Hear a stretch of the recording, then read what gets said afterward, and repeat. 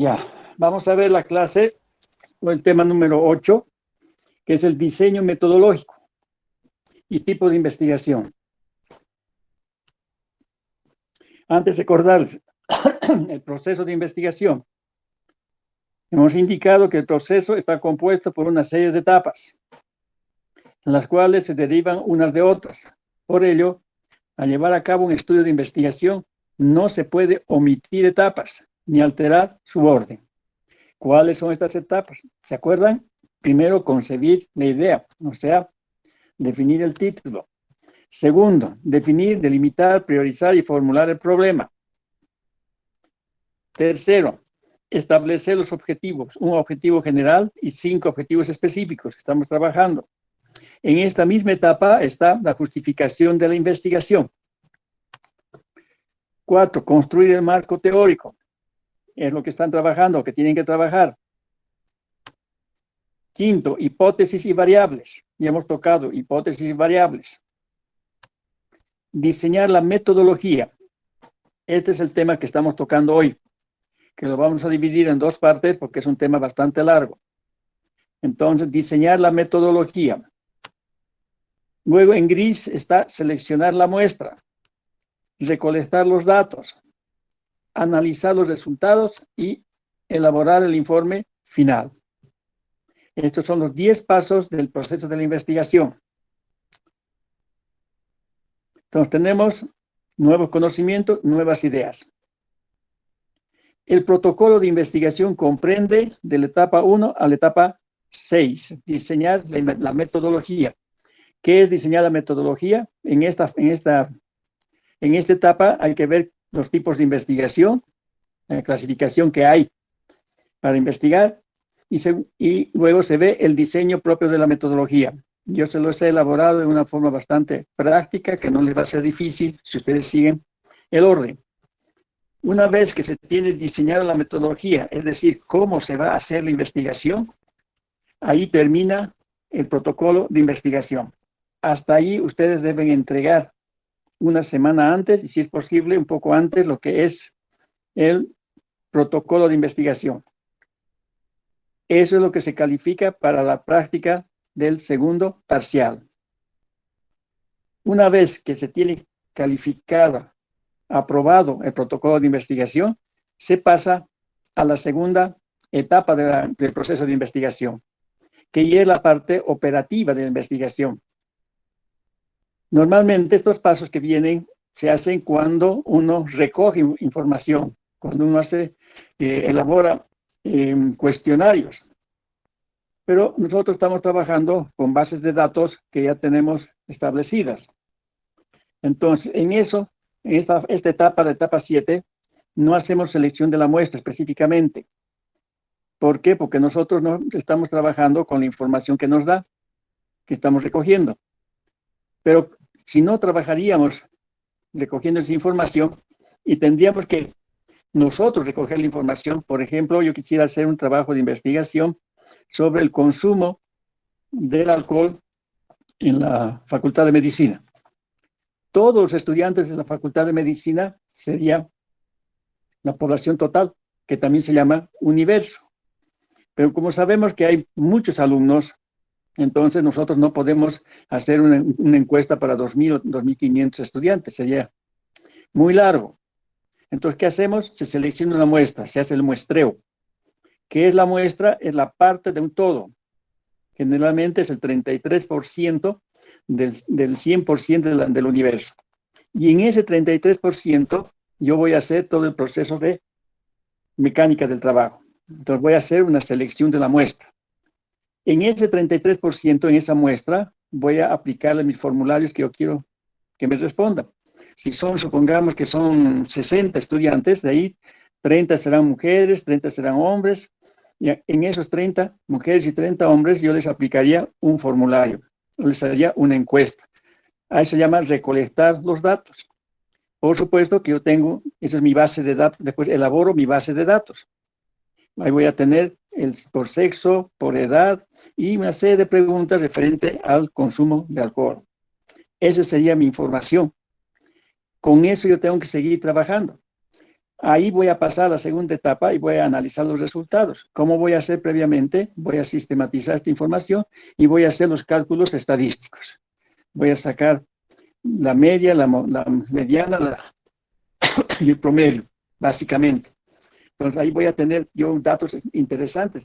Puede ser que del 50% que son mujeres, puede salir de que del 50% que son de este 50%, entonces hay un grupo que consumen alcohol, otros que no consumen alcohol, o también se puede ver una forma general que del 100% de los datos, el 70% corresponde a los hombres que consumen alcohol y el 30% de las mujeres que no consumen alcohol. Entonces ahí eso se llama analizar los resultados. Ahí vamos a ver por género, vamos a ver por preferencia del consumo de alcohol, supongamos qué preguntas, qué tipo de, cuándo inició su consumo de alcohol, después qué tipo de alcohol consume, etcétera, etcétera. Entonces, una serie de preguntas y voy a tener información. Esa la voy a analizar, la voy a sintetizar y al final voy a tener datos. Esos datos son los que entran al análisis final. Y de ahí voy a tener las conclusiones de mi investigación. Y una vez que tengo las conclusiones de mi investigación, estos resultados tengo que contrastar con lo que es mi hipótesis, para ver si mi hipótesis que me planteo, puedo decir que del 100% de estudiantes de la Facultad de Medicina, el 38% o un 40% consumen alcohol. Esa sería mi hipótesis. Y puede ser que mis resultados me sale que no es el 40, sino es el 50. O puede ser que me salga menos del 40, que sea 30, 35. De acuerdo a eso, yo voy a ver si mi hipótesis es una hipótesis nula o es una hipótesis alterna. Entonces, como ven, ese es el proceso de la investigación. No es difícil, pero sí requiere un poco de trabajo. Con ustedes vamos a trabajar con datos ya confirmados. O sea, ustedes ya van a tener las muestras recolectadas. Lo que tienen que hacer es analizar, sistematizar la información. Por eso les está indicando de que, como van a trabajar con números, entonces vamos a ver el porcentaje de uno u otro, de otra variable. A eso se refiere el proceso de la investigación. Entonces, volviendo un poco atrás, el protocolo termina cuando uno diseña su metodología de la investigación. La segunda fase es la parte operativa de la investigación. Este cuadrito, que lo vamos a volver a ver al final también como recordatorio, dice diseño metodológico. Aquí, la primera pregunta que uno se hace es, ¿qué diseño voy a utilizar? Es decir, ¿qué tipo de investigación voy a hacer? Básicamente, voy a ver el paradigma. ¿En qué paradigma voy a ver? Primero tengo que definir si es una investigación cuantitativa o investigación cualitativa. Si es una investigación cuantitativa, entonces voy a trabajar con números. Si es investigación cualitativa, voy a trabajar con propiedades. Entonces, ¿qué es un diseño? ¿Qué diseño voy a utilizar? ¿Qué tipo de investigación? Entonces, será un paradigma con el positivismo cuantitativo, una investigación cuantitativa. Ese va a ser nuestro tipo de investigación. Segundo, ¿dónde se desarrollará la investigación? O sea, el área de estudio.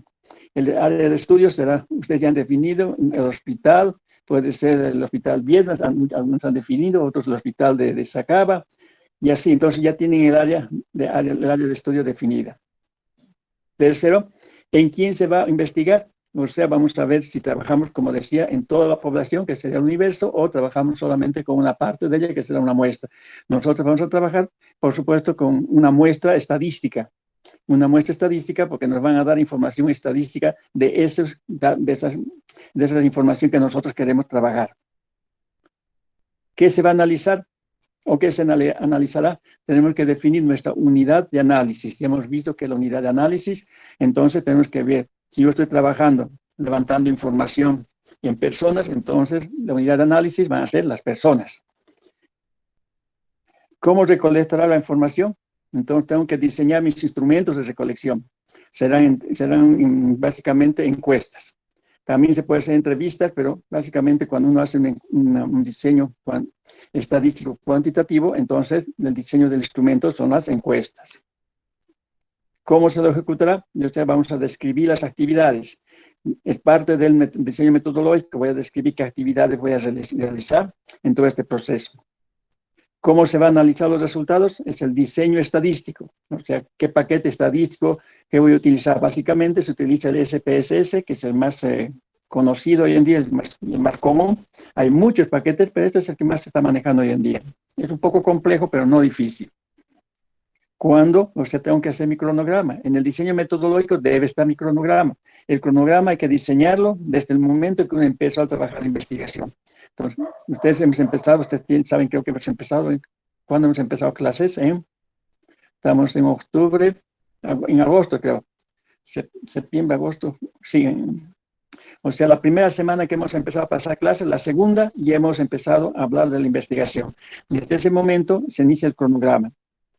Y finalmente, ¿cuánto me va a costar? O sea, tengo que hacer mi presupuesto. Todos estos elementos son parte del diseño metodológico. Todo esto tiene que tener el diseño metodológico. Pero este cuadrito lo vamos a ver al final, cuando veamos ya el modelo que ustedes van a aplicar. Veamos ahora los tipos de investigación. El tipo de investigación se define desde la etapa de la identificación y formulación del problema. O sea, identificación y formulación del problema. Básicamente, desde la formulación del problema. Ahí ya uno tiene que ver qué tipo de investigación va a realizar. Si va a ser una investigación cuantitativa o va a ser una investigación cualitativa. Entonces, esto es lo que nos dice Pineda. Sí, y se tiene, según Pineda, la siguiente clasificación. Tipos de investigación, según Pineda y colaboradores. Tenemos primero, según el tiempo de ocurrencia y registro de los hechos. Primero, según el tiempo de ocurrencia y registro de los hechos. Segundo, según el periodo y secuencia del estudio. Y tercero, según el enfoque epistemológico de la investigación. Entonces, estos son los tipos de investigación que nos da según Pineda, que es la misma clasificación que se encuentra en la mayoría de los textos. Quizá con otros nombres, alguna variante, pero al final es lo mismo. Entonces, tenemos esta clasificación según el tiempo de ocurrencia y registro de los hechos. Y 2, según el periodo y secuencia del estudio. Y 3, según el enfoque epistemológico de la investigación. Tipos de investigación, seguimos entonces, según el tiempo y ocurrencia del registro de los hechos, tenemos los estudios retrospectivos y tenemos los estudios prospectivos. Y tenemos según el periodo y secuencia del estudio. Entonces va a ser un estudio transversal o un estudio longitudinal. Entonces, según el tiempo y ocurrencia de registro de los hechos, tenemos los estudios retrospectivos y los estudios prospectivos. Y según el periodo y secuencia del estudio, tenemos los estudios transversales y los estudios longitudinales. Veamos en qué consiste. Según la ocurrencia de los hechos, ahí tenemos que dice periodo actual. Supongamos hoy día.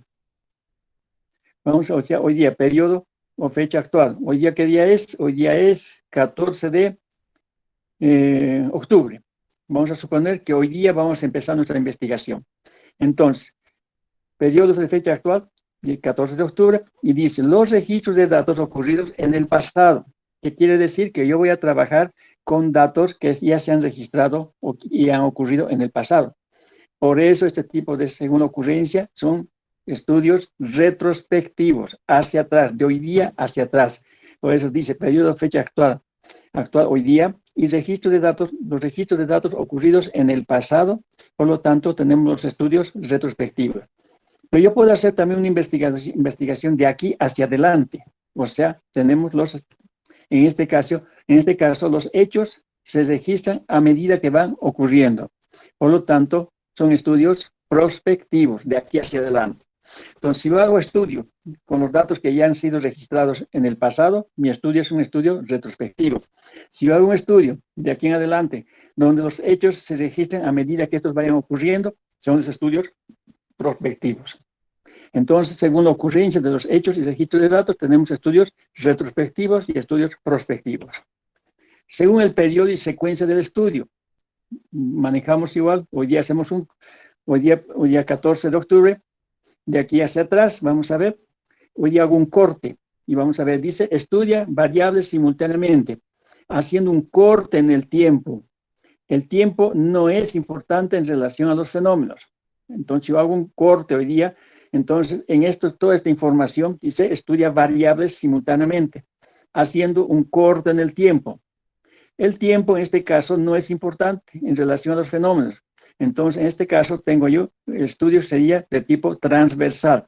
Hoy día estoy haciendo un estudio, haciendo un corte y voy a estudiar hacia atrás. Básicamente, mi estudio va a ser transversal y también de tipo, que hemos dicho, retrospectivo. Entonces, el estudio que estamos haciendo es un estudio transversal y de corte y retrospectivo. Aquí el tiempo no tiene sentido porque los datos ya han ocurrido, ya han pasado. Pero si yo hago un estudio siguiendo de aquí hacia adelante, haciendo también un corte en el tiempo, voy a ver que dice, aquí estudia las variables a lo largo del tiempo, que varía de acuerdo al problema y características de las variables. El tiempo aquí es importante por su relación de causa-efecto. Entonces, yo hago una investigación para ver el tipo de calidad de un producto, de un medicamento, entonces este va a ser, puedo hacerlo en un mes, 2 meses, 6 meses, un año. Y todo ese tiempo va a haber un cambio en las variables, por eso se dice el tiempo es importante. A este tipo de estudio se lo conoce como un estudio de tipo longitudinal.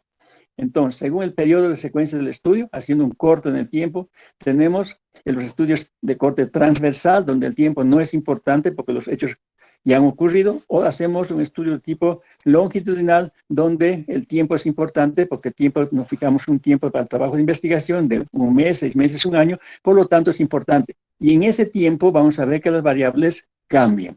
Por eso se llama estudio longitudinal. Entonces, básicamente, ese es el tipo de estudios que ustedes van a hacer. Tipos de investigación, seguimos. Según el enfoque epistemológico de la investigación, tenemos investigaciones cuantitativas e investigaciones cualitativas. Investigaciones cuantitativas.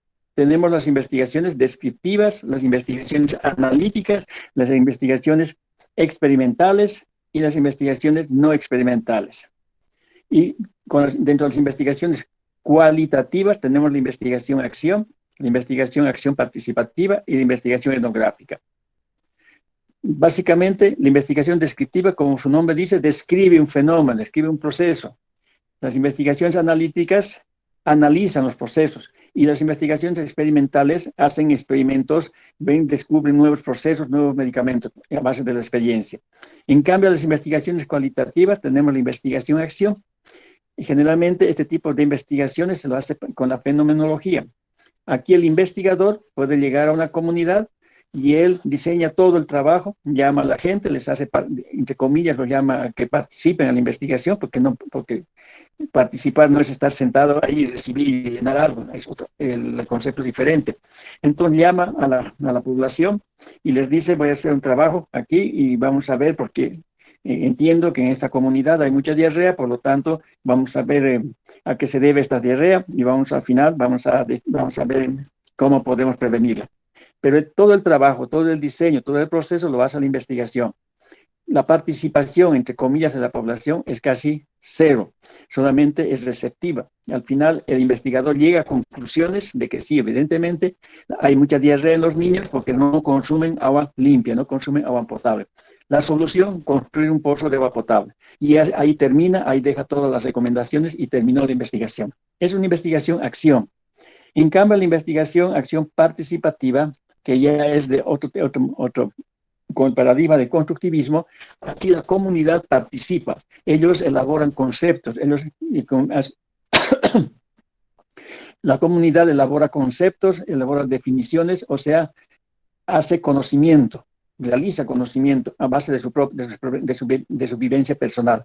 Entonces, aquí la comunidad está participando y ellos ven la necesidad. No es como el anterior, que el investigador ve la necesidad. En cambio, acá es al revés. La comunidad ve la necesidad porque entiende que si no consumen agua limpia, va a continuar con el problema de la diarrea. Entonces, eso se llama acción participativa o acción participativa. Y la investigación etnográfica, generalmente, se trabaja este tipo de investigaciones con lo que es con las investigaciones sociológicas, investigaciones sobre lo que es el problema de la raza, de la educación, etc. Entonces son investigaciones etnográficas, que generalmente lo hacen más los sociólogos, los psicólogos. Muy bien, entonces seguimos. Veamos, para entender un poco mejor, se denomina epistemología a la disciplina que tiene por objeto el estudio del conocimiento. Entonces, ¿qué había sido la epistemología? Es la disciplina que tiene por objeto el estudio del conocimiento. ¿De dónde viene esta palabra? Viene del vocablo griego de episteme y logos, que significa conocimiento y estudio respectivamente. En este sentido, La epistemología aborda de qué manera se logra la obtención del conocimiento.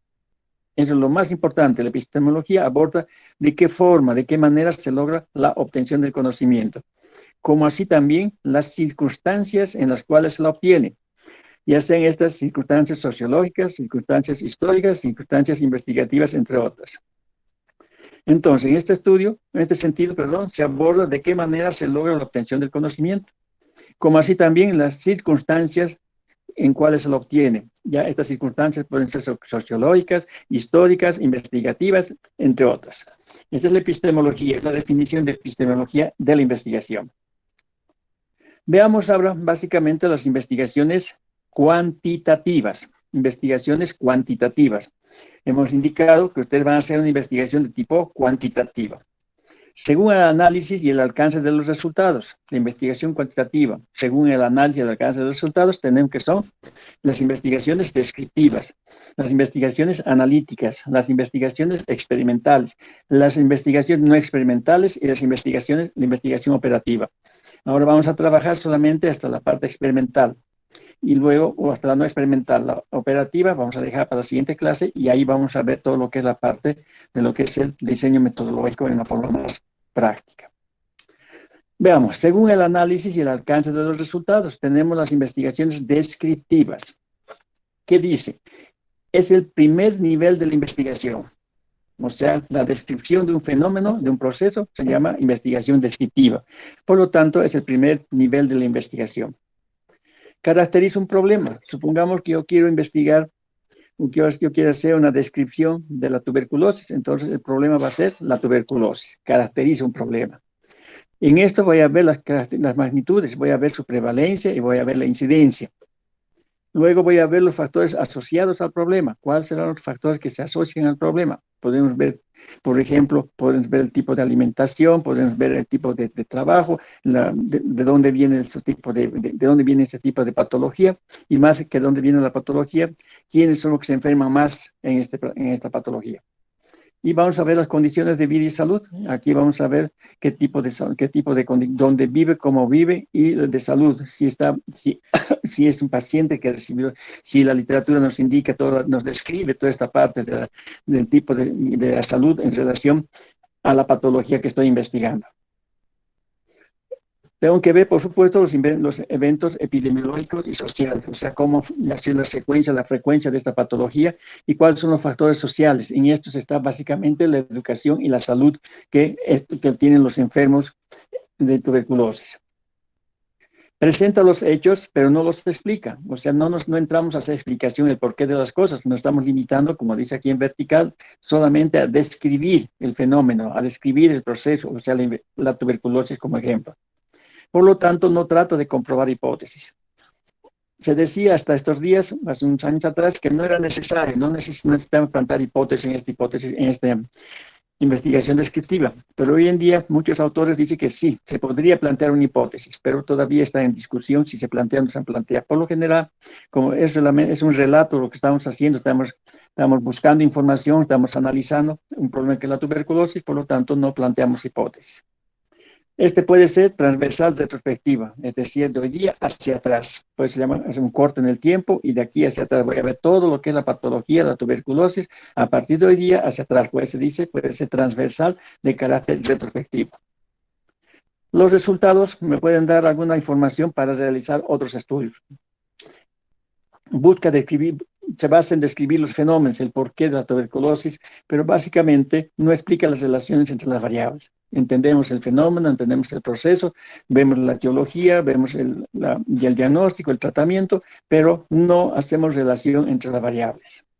Y finalmente, no permite hacer predicciones. Entonces, yo no hago un análisis y hago predicciones de lo que podría ser en el futuro. Me estoy limitando a describir una enfermedad de una forma muy académica, o sea, revisando literatura, y voy a hacer un trabajo descriptivo. Voy a hacer un trabajo descriptivo sobre la tuberculosis en el hospital Viedma, por ejemplo, y voy a buscar toda la información, pero solamente me voy a limitar a describir la patología, todo el proceso que tiene esta enfermedad, pero no voy más allá. Por eso no permite hacer predicciones. Según este análisis, entonces ustedes básicamente no están haciendo una investigación descriptiva, ¿no? Pero ustedes están haciendo otro tipo de investigación. Ustedes están haciendo una investigación de tipo analítica, porque tienen que analizar datos, por eso se pide que deben ustedes recabar información. Para la segunda parte del proceso de investigación, tenemos que tener información. Entonces, dice ese segundo nivel de investigación, compara dos o más problemas. Entonces, yo puedo comparar dos o más problemas en mi investigación, que realmente estamos viendo edad, sexo, procedencia, estamos comparando dos o más poblaciones, hombres, mujeres. Por lo tanto, tenemos que hacer una relación de las variables, estamos definiendo cómo se relacionan las variables. Determina la causa o factor de riesgo.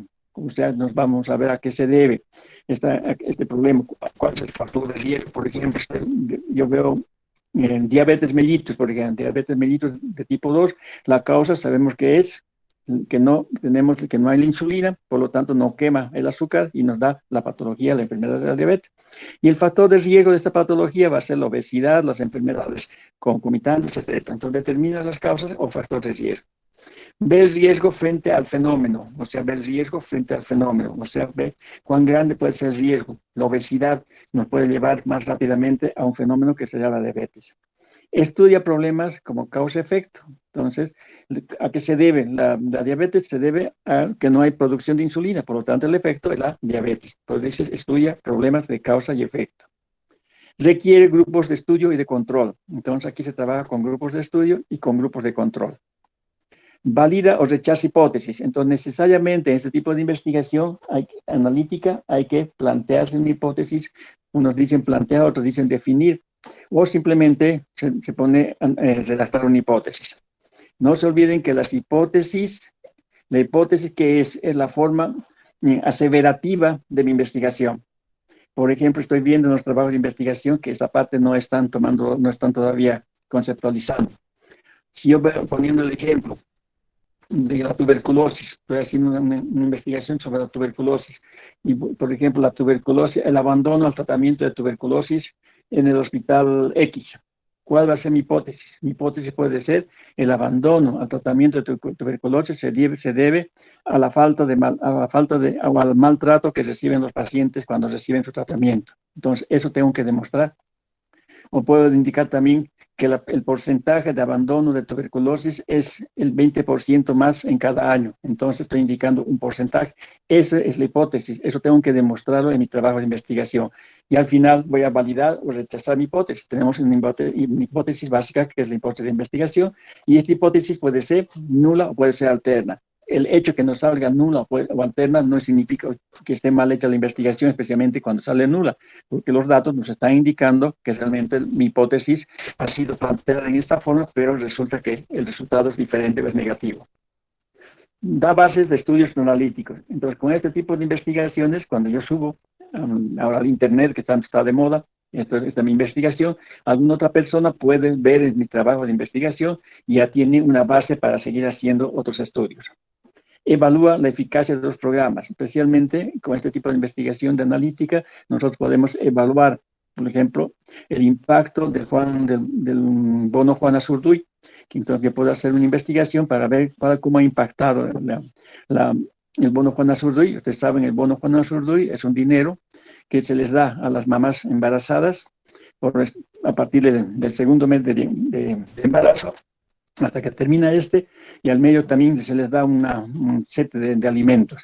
Entonces, todas estas dos estrategias van a disminuir la tasa de mortalidad materna, va a disminuir los embarazos, que no sean embarazos tan seguidos, entonces va a aumentar lo que es el espacio intergenésico. Todo eso tiene que evaluarse, para eso se ha hecho este programa, para hacer este proceso y ver de que el bono Juan Azurduy entonces nos está permitiendo que si es eficaz, entonces por supuesto, el resultado va a ser que ha bajado la mortalidad materna, hay mayor cumplimiento, si viene el término, del espacio intergenésico por parte de las mamás, o sea que la mamá no se embaraza cada año y medio, sino pasados 2 años, que es lo que fisiológicamente se recomienda cuando es un parto normal, parto autóxico, pero si cesárea, mínimamente debe embarazarse a los 3, mejor a los 5 años. Entonces, este programa, esta estrategia va a eso. Entonces, yo lo voy a evaluar, la eficacia de este programa.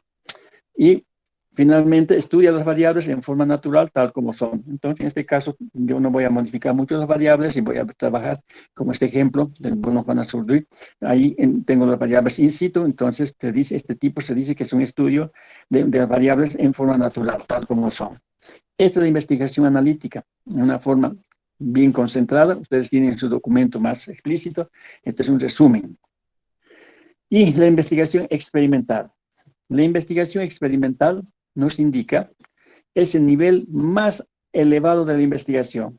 Es lo máximo en la investigación, la experimentación. Hoy día se está trabajando muchísimo con la experimentación, especialmente en este problema que estamos atravesando, en esta pandemia, de lo que es el COVID. Vemos que hoy día están saliendo, cada vez se está investigando más esta patología, se está llegando, hay muchas, ya están entrando ahora a la parte de las complicaciones, y las complicaciones son complicaciones más severas, cada vez se está describiendo muchas complicaciones de esta patología, y todo eso se está haciendo a través de la experiencia. Por eso se dice que es el nivel más elevado de investigación.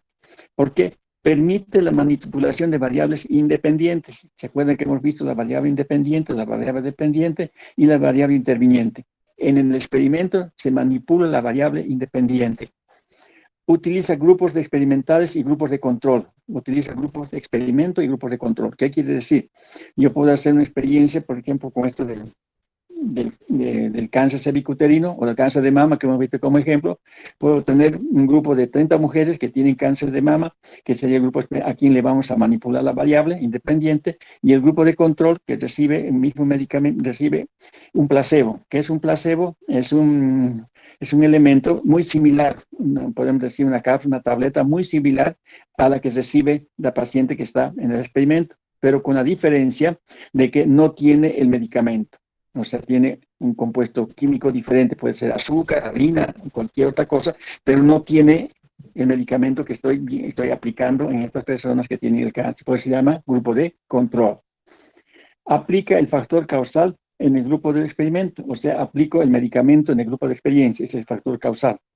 Pero no aplica el factor causal en el grupo de control, solo mide el efecto. Vamos a ver después un diagrama. Compara los efectos de ambos grupos. Y finalmente, la asignación de la muestra de los grupos se realiza en forma aleatoria. Esto vamos a ver más adelante cuando veamos muestreo. Entonces, la asignación de muestras a los grupos se realiza en forma aleatoria. Investigación experimental. Con este diagrama entendemos mejor. Tenemos la población a estudiar. Por ejemplo, tenemos una población a estudiar que sería una población de tuberculosis. Queremos nosotros introducir un nuevo producto, un nuevo medicamento para curar la tuberculosis. Y voy a hacer una muestra aleatoria. Voy a hacer, a través de las técnicas aleatorias que se tienen, voy a hacer una muestra aleatoria, tanto para el grupo de estudio como para el grupo de control. Entonces, en el grupo de estudio voy a tener una muestra, por ejemplo, de 30 pacientes con tuberculosis que deben tener ciertas características. Deben ser pacientes con tuberculosis, con primera infección, que no hayan recibido tratamiento. Entonces, el grupo de estudio es el grupo experimental. En este grupo voy a recoger todos los datos, recopilación de datos antes de la intervención. Luego manipulo la variable, es decir, ¿qué voy a hacer? Voy a manipular la variable. ¿Cómo se manipula la variable? Introduciendo el medicamento, administrándoles este medicamento que pienso que puede curar la tuberculosis. Y al final voy a hacer una recopilación de los datos después de la intervención. Al otro lado tengo el grupo de control. Es un grupo de control que es igual, es otro grupo de 30 personas también escogidas aleatoriamente con las mismas características del grupo de estudio, es decir, vaciloscopía positiva, que no hayan recibido ningún tratamiento. A este grupo de control, en este grupo también recogemos la información de datos estadísticos, todos los datos igual que en el grupo de estudio. Luego, acá no manipulamos la variable, o sea, le damos un placebo, le damos una cápsula que es del mismo color que tiene, incluso el sabor que tiene la cápsula que tiene el medicamento. Por lo tanto, no vamos a manipular la variable porque no tiene medicamento, se llama placebo. Y luego hacemos una recopilación de los datos después de la intervención y hacemos la comparación de los resultados. Vamos a ver si evidentemente este grupo de estudio con la administración de este medicamento, cómo evolucionó el tratamiento que estamos haciendo, y vamos a ver en el grupo de control también con el placebo si ha habido una evolución, si la patología se mantiene igual, ha empeorado o quizás algunos han fallecido. Y hacemos una comparación. Entonces, esto es la investigación experimental. Necesitamos una población a estudiar que se hace a través de las muestras aleatorias. Tenemos un grupo de estudio, un grupo de control. En el grupo de estudio manipulamos la variable, en el grupo de control no manipulamos la variable, le damos un placebo, recopilamos la información y comparamos los resultados. Esto es lo que se hace muchísimo hoy en día como investigación experimental. Diseños experimentales. Tenemos varios diseños experimentales. Primero tenemos el diseño cuasi experimental. Segundo, tenemos los estudios ciegos, o sea, blinding, que viene del inglés. Puede ser simple ciego, puede ser doble ciego, puede ser triple ciego o evaluación de terceros. Entonces, los diseños experimentales pueden ser diseños casi experimentales, estudios ciegos, este ciego puede ser simple ciego, doble ciego, triple ciego o evaluación ciega por terceros. Veamos cada uno de ellos. Diseño cuasi experimental. En este diseño se manipula la variable independiente, es decir, se introduce un tratamiento. Se trabaja con grupos ya conformados, por lo que carecen de aleatoriedad y grupo de control. Entonces, en esta investigación casi experimental, vamos a manipular la variable independiente, pero ya vamos a manipular la variable en grupos que ya yo he conformado. El investigador los ha conformado a su criterio. No ha utilizado no ha hecho ninguna aleatoriedad. Y si no ha hecho aleatoriedad, tampoco hay un grupo de control. Y aquí, luego, estas investigaciones prácticas brinda información útil para generalizar. Este tipo de investigación, generalmente los médicos lo hacemos sin darnos cuenta, porque, a ver, tenemos la visita de los visitadores médicos que quiere promocionar un producto. Entonces dice, doctor, este antibiótico es de nueva generación y ha dado buenos resultados, le trae literatura y todo. Le dice, muy bien, entonces déjame unas muestras y voy a hacer un experimento, voy a hacer en mis pacientes y yo selecciono, me quité unos 5 enfermos, como por ejemplo con una amigdalitis crónica, y a estos 5 yo les administro el medicamento. Entonces no es un grupo que lo selecciona aleatoriamente, tampoco tengo un grupo de control, y al final voy a sacar conclusiones. Puede ser que este medicamento me ha dado buen resultado, o no ha dado ningún resultado, o más bien que ha producido alguna complicación. Entonces son investigaciones prácticas, rutinarias, que uno lo hace sin darse cuenta, sin utilizar tanta metodología. Y nos brindan información útil para generalizar. ¿Qué quiere decir? Que a veces nosotros decimos, ya me ha dado buen resultado y por lo tanto este medicamento yo lo voy a utilizar en otros pacientes. Entonces, estos son los diseños cuasi experimentales. Y se puede llevar a cabo en ambientes naturales, o sea, podemos hacer en consultorio, podemos hacer en un colegio, en una escuela, en cualquier ambiente. Eso se llama ambientes naturales. Los estudios ciegos ya son más complejos, son estudios ciegos o blinding. Tenemos acá el simple ciego, que es el sujeto, o sea, la persona que está sometida a la experiencia, desconoce el grupo de tratamiento al que pertenece. O sea, no sabe si es el grupo de control o es el grupo donde vamos a aplicar la experiencia. Entonces, el sujeto desconoce el grupo de tratamiento al que pertenece. Pues se llama simple ciego. En cambio, el doble ciego, también el sujeto desconoce al grupo de tratamiento al que pertenece, pero el que registra los datos desconoce la asignación de tratamiento. Entonces, por un lado, el sujeto, el paciente desconoce el grupo de tratamiento al que pertenece, en cambio, el que registra la información también desconoce la asignación de tratamiento, no sabe cuál es el grupo de control y cuál es el grupo que le estamos dando, el grupo del experimento. Y el triple ciego, que es el más complejo, el sujeto desconoce el grupo de tratamiento al que pertenece. El que registra los datos desconoce la asignación de tratamiento, igual que el doble ciego. Y la diferencia está, el que realiza el análisis estadístico desconoce a qué grupo pertenecen los sujetos. O sea, él tiene los datos estadísticos que él procesa, que él elabora, pero él no sabe a qué grupo pertenece la información. Esto es importante porque si el estadístico es una persona que no es de confianza, por decirles, entonces puede manipular los datos y nos pueden dar resultados que no son los esperados. Entonces, en este caso, se recomienda a los médicos o al investigador, más que a los médicos, que siempre deben manejar la estadística, deben tener conocimientos básicos de estadística para que cuando reciba la información, él pueda analizar y ver si realmente ha cumplido todos los pasos y no ha habido un sesgo en lo que es el análisis estadístico. Es muy importante esta parte. Y la evaluación ciega por terceros. ¿Qué quiere decir? Se recurre a un tercero, es decir, que desconoce el tratamiento que está recibiendo el paciente para la evaluación de la respuesta. Se utiliza cuando no es posible un diseño de doble ciego. Entonces, la evaluación sigue por terceros, dice, se recurre a una tercera persona, un tercer grupo que desconoce el tratamiento.